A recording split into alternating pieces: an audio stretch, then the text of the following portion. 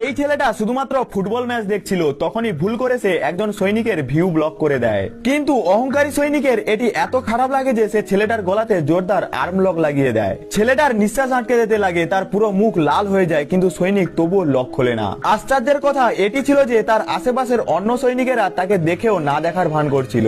অন্য কেউ আটকানোর চেষ্টা করে, কিন্তু সৈনিকেরা এটাকে হাসি ঠাট্টা বলে এড়িয়ে দেয়। এখন তবুও ওই সৈনিক নিজের আর্ম লক আরো মজবুত করতে থাকে। যখন ছেলেটা মরার অবস্থাতে পৌঁছে যায় তো তার বন্ধু ছুটে আসে আর কোনো প্রকারে তাকে ছাড়িয়ে নেয়। কিন্তু বন্ধু যখন তাকে নাড়াচাড়া করায় তো সে কোনো উত্তর দেয় না।